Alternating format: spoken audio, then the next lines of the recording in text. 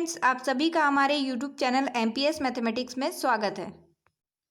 आज हम डिस्कस करने वाले हैं क्लास 10th का एक्सरसाइज 6.3 के क्वेश्चन का सॉल्यूशन।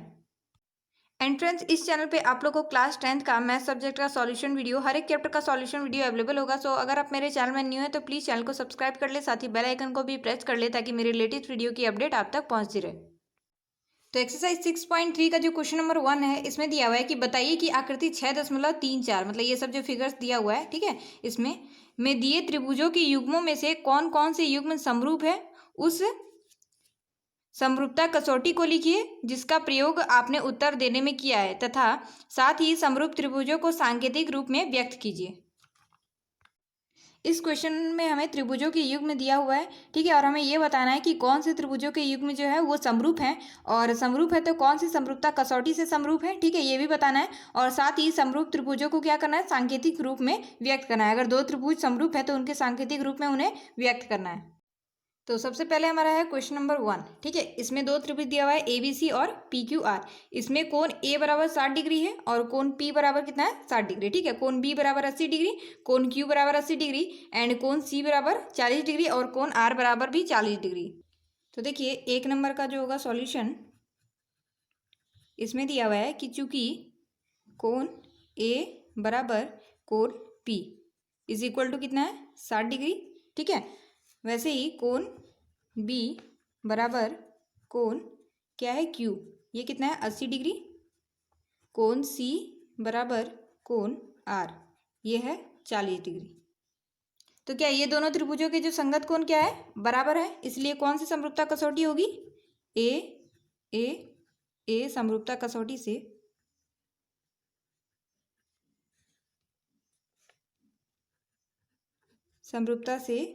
त्रिभुज ABC समरूप त्रिभुज PQR।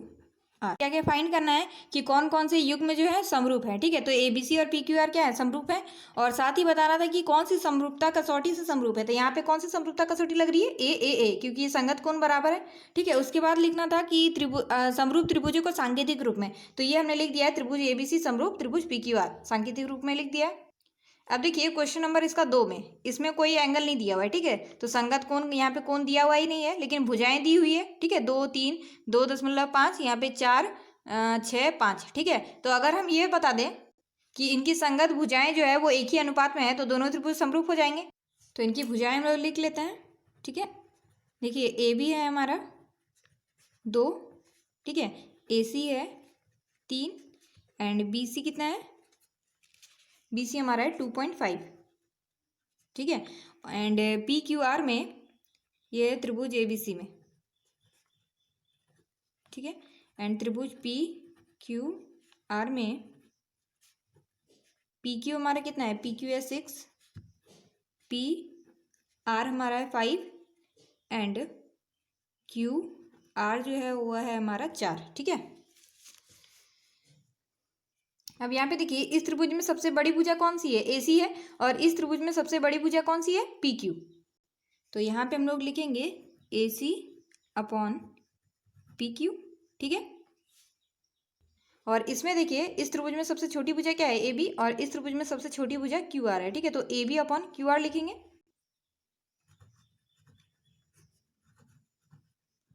ठीक है। अब बचा कौन, BC अपॉन इसमें बच गया PR, ठीक है। अब देखते हैं AC कितना है हमारा, AC है 3 एंड PQ है 6, ठीक है, एंड AB कितना है, AB हमारा 2 है, QR हमारा है 4 एंड BC है हमारा 2.5 एंड PR हमारा है 5। तो ये कट जाएगा 2 बार में, ऊपर 1 आ रहा है नीचे 2, इसमें भी ऊपर 1 नीचे 2 और इसमें भी ऊपर 1 और नीचे 2, तो 1/2 1/2। तो इनकी संगत भुजाएं जो है वो एक ही अनुपात में हो गई, ठीक है, ये भी 1/2, ये भी 1/2 और ये भी 1/2। तो हम लोग कौन सा समरूपता कसौटी होगा, S भुजा भुजा भुजा, ठीक है, समरूपता कसौटी से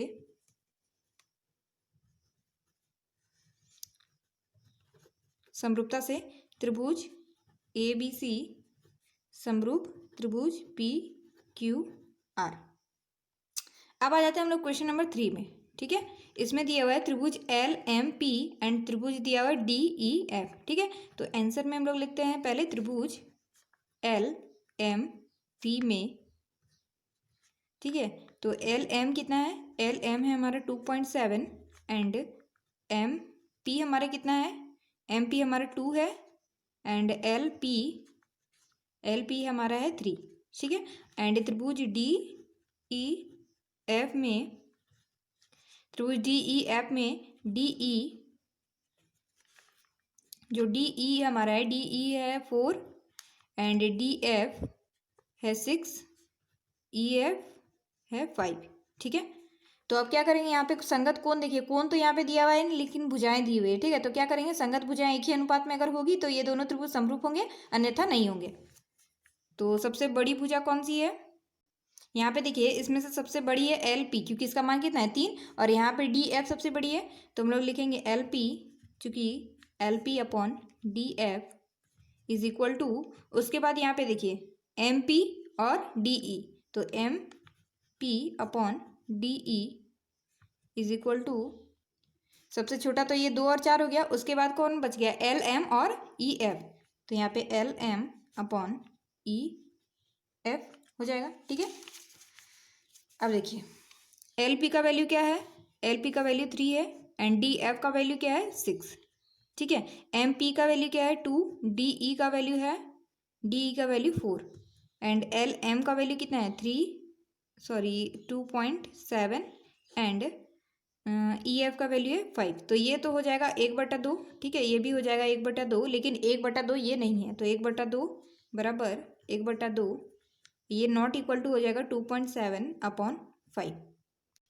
तो इसको हम लोग कैसे लिखेंगे, चूंकि L P upon D F is equal to M P upon D E is not equal to L M upon E F.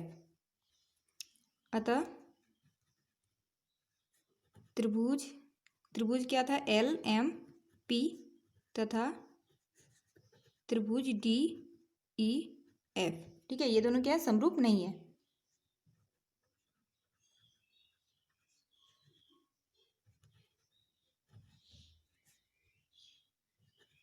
ठीक है, अब आ जाते हैं हम लोग क्वेश्चन नंबर 4 पे, ठीक है। क्वेश्चन नंबर 4 में दिया हुआ है दो त्रिभुज कौन कौन सा है, M N L and P Q R, ठीक है। तो त्रिभुज एम एन एल में क्या क्या गिवन है, एम एन जो है वो है हमारा 2.5, ठीक है, एंड एन एल नहीं दिया हुआ है, एम एल जो है वो है हमारा 5 एंड एंगल एम जो दिया हुआ है वो है हमारा 70 डिग्री, ठीक है। एंड त्रिभुज पी क्यू आर में, त्रिभुज पी क्यू आर में क्या क्या दिया हुआ है, देखिए पी क्यू दिया हुआ है हमारा 5 एंड क्यू आर हमारा दिया हुआ है 10 एंड एंगल क्यू दिया हुआ है हमारा 70 डिग्री, ठीक है। तो यहाँ पे हम लोग लिखेंगे, चूंकि कोण एम बराबर कोण क्यू बराबर कितना है 70 डिग्री, ठीक है, और एम एन बटा क्या लिखेंगे पी क्यू, क्योंकि इस त्रिभुज की सबसे छोटी भुजा क्या है एम एन और इस त्रिभुज की सबसे छोटी भुजा पी क्यू है, ठीक है। उसके बाद इसमें और क्या दिया हुआ है, एम एल जो इस त्रिभुज की सबसे बड़ी भुजा है और इस त्रिभुज की सबसे बड़ी भुजा क्या है क्यू आर, ठीक है। तो M N upon P Q, तो एम एन कितना है 2.5 एंड पी क्यू है हमारा 5 एंड एम एल हमारा 5 है एंड क्यू आर है हमारा 10, तो ये हो जाएगा 1 2 नीचे हो जाएगा, ठीक है, वो ये ऊपर 1 एंड नीचे 2, ठीक है। तो चूंकि M N upon P Q is equal to M L upon Q R is equal to 1/2 आ गया, ठीक है, and angle M is equal to angle Q is equal to 70 degree है, ठीक है। तो कौन सा कसौटी लगेगा, एस ए एस, इसलिए एस ए एस समरूपता कसौटी से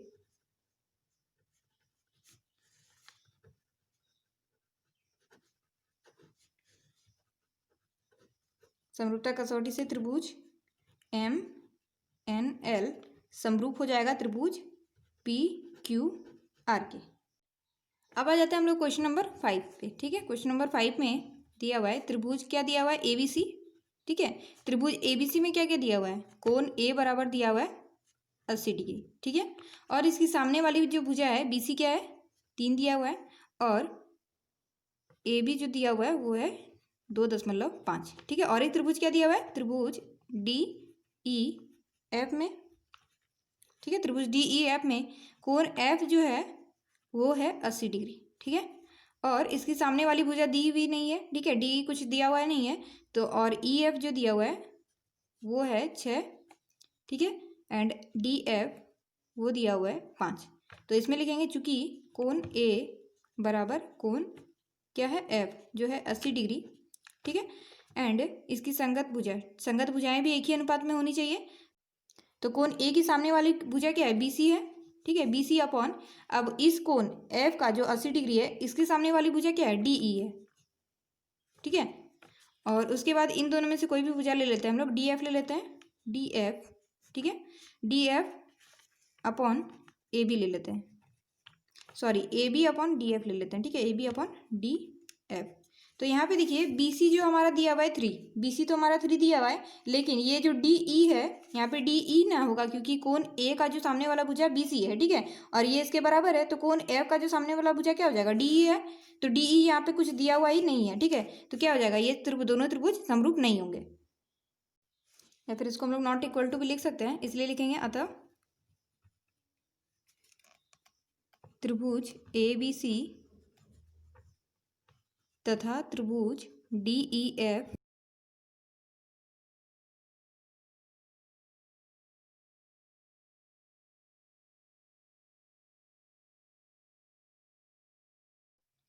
अब क्वेश्चन नंबर 1 का जो लास्ट क्वेश्चन है, क्वेश्चन नंबर 6, इसमें क्या दिया हुआ है, दो त्रिभुज DEF और क्या है PQR है, ठीक है। इसमें कोण D बराबर 70 डिग्री और कोण Q बराबर 80 डिग्री, ठीक है, कोण E बराबर 80 डिग्री और कोण R बराबर 30 डिग्री है, ठीक है। तो त्रिभुज DEF में क्या है, कोण D बराबर 70 डिग्री, ठीक है, एंड कोण E बराबर क्या है 80 डिग्री, ठीक है। वैसे ही त्रिभुज क्या हो गया PQR में क्या है, कोण Q बराबर है 80 डिग्री, ठीक है, एंड कोण R बराबर है 30 डिग्री, ठीक है। तो यहाँ पे हम लोग लिखेंगे चूंकि कोण Q बराबर कोण Q किसके बराबर है, कोण E के, ठीक है, कोण E बराबर कितना है 80 डिग्री है, ठीक है, लेकिन कोण D नॉट इक्वल टू कोण क्या है R, ठीक है, क्योंकि कोण D जो है वो 70 डिग्री है और कोण R क्या है 30 डिग्री है, ठीक है। तो अतः या फिर इसलिए त्रिभुज DEF तथा त्रिभुज PQR समरूप नहीं है,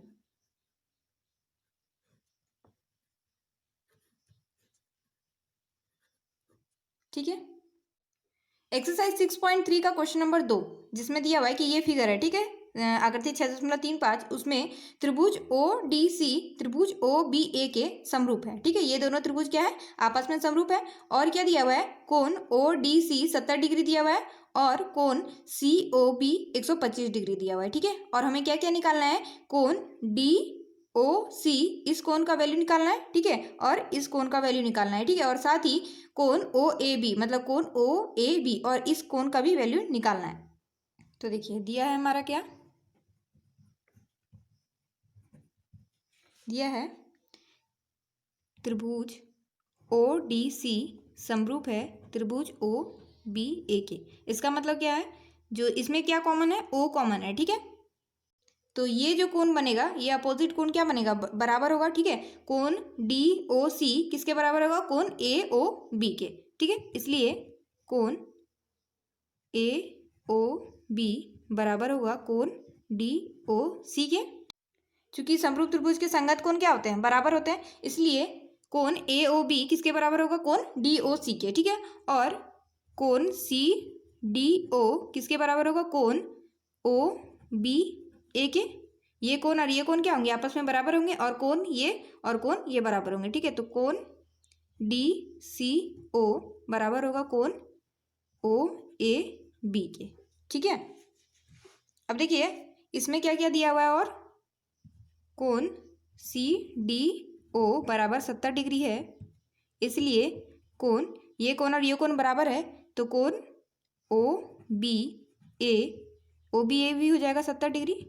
ठीक है, अब आ जाते हैं हम लोग फिगर पे। ठीक है, ये देखिए बी ओ डी, ये क्या है, एक सरल रेखा है और यहाँ पे जो कोण बनता है वो कितने का बनता है, 180 का बनता है। और यहाँ पे क्या है, यहाँ से लेके यहाँ तक 125 है और ये पूरा कितना है, 180 है। तो अगर हम लोग डी ओ सी निकालना चाहें तो डी ओ सी निकालने के लिए क्या करना होगा, 180 में 125 को माइनस कर देंगे। ठीक है, तो लिखेंगे हम लोग, चूंकि angle D O C plus angle B O C is equal to कितना होना चाहिए, 180 डिग्री होना चाहिए। ठीक है, अब देखिए डी ओ सी निकालने के लिए डी ओ सी जोड़ बी ओ सी कितना है, 125 है, बराबर 180 डिग्री।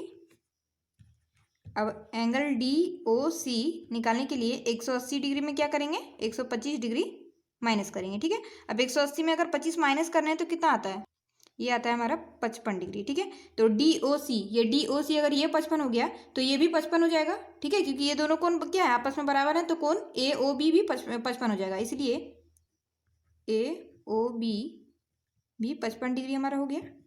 अब यहाँ पे देखिए ये जो त्रिभुज है डी ओ सी, ठीक है, त्रिभुज डी ओ सी में त्रिभुज के तीनों कोणों का योग कितना होता है, 180 डिग्री होता है। तो ये कोण जोड़ ये कोण जोड़ ये कोण कितना हो जाएगा, 180 डिग्री हो जाएगा। ठीक है, तो कोण ओ डी सी जोड़ कोण डी सी ओ जोड़ कोण डी ओ सी बराबर कितना होना चाहिए, 180 डिग्री।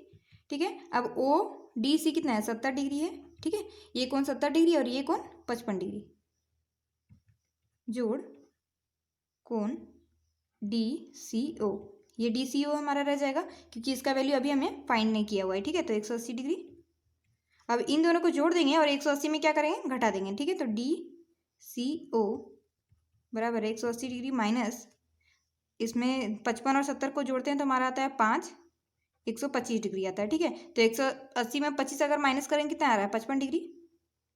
तो ये भी हो जाएगा हमारा 55 डिग्री, ये 55 डिग्री हो गया, ये भी 55 डिग्री हो गया। अब देखिए डी सी ओ बराबर 55 डिग्री हो गया एंड डी सी ओ बराबर क्या है, एंगल ओ ए बी, इसलिए एंगल ओ ए बी बराबर भी क्या हो जाएगा, 55 डिग्री। ठीक है, अब क्वेश्चन में हमें क्या क्या निकालना दिया है, एंगल डी ओ सी, तो एंगल डी ओ सी हमारा निकल गया। देखिए डी ओ सी 55 डिग्री निकल गया। उसके बाद एंगल डी सी ओ भी 55 डिग्री निकल गया। उसके बाद एंगल ओ ए बी, तो एंगल ओ ए बी भी हमारा 55 डिग्री निकल गया। तो लिख देंगे अतः एंगल डी ओ सी बराबर भी 55 डिग्री। ठीक है, कॉमा एंगल डी सी ओ बराबर भी 55 डिग्री है तथा एंगल ओ ए बी भी हमारा कितना निकल गया, 55 डिग्री। सो फ्रेंड्स, आज का वीडियो यहीं तक। आगे की क्वेश्चन हम लोग नेक्स्ट वीडियो में करेंगे। अगर आपको वीडियो अच्छी लगी है तो प्लीज़ वीडियो को लाइक कर दे, शेयर कर दे। अगर चैनल में न्यू है तो प्लीज़ चैनल को सब्सक्राइब कर दे।